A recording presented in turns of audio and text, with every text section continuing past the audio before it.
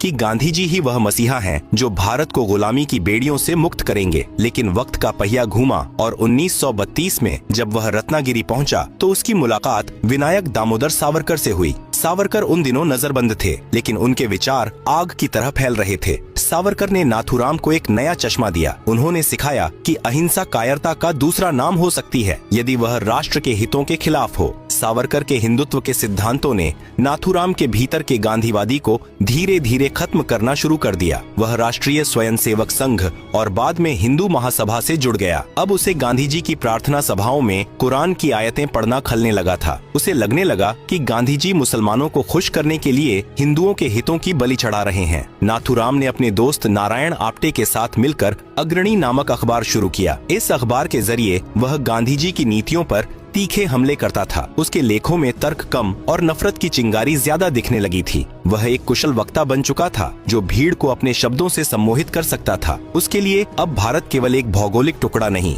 बल्कि एक हिंदू राष्ट्र था जिसकी अखंडता के साथ कोई भी समझौता उसे स्वीकार नहीं था। इतिहास की विडंबना देखिए, जो हाथ कभी गांधी जी की जय जयकार के लिए उठते थे वे अब गुप्त ठिकानों पर पिस्तौल चलाने का अभ्यास कर रहे थे। नाथूराम के भीतर का वह बालक जिसे कभी नथ पहनाकर सुरक्षित रखने की कोशिश की गई थी, अब एक ऐसा रक्षक बनने का ख्वाब देख रहा था जिसे पूरी दुनिया एक हत्यारे के रूप में याद रखने वाली थी। विभाजन की आहट करीब थी और इस आहट ने नाथूराम के मन में प्रतिशोध की उस आग को प्रज्वलित कर दिया था जिसे केवल रक्त से बुझाया जा सकता था। साल 1946 की शुरुआत भारत के इतिहास में एक कालिक की तरह दर्ज होने वाली थी। हवाओं में आजादी की महक तो थी, लेकिन उसमें बारूद और इंसानी खून की गंध भी घुल चुकी थी। मोहम्मद अली जिन्ना के प्रत्यक्ष कार्यवाही दिवस के आह्वान ने कोलकाता की गलियों को श्मशान बना दिया था। नोआखली में हिंदुओं के नरसंहार की खबरें जब महाराष्ट्र पहुंची तो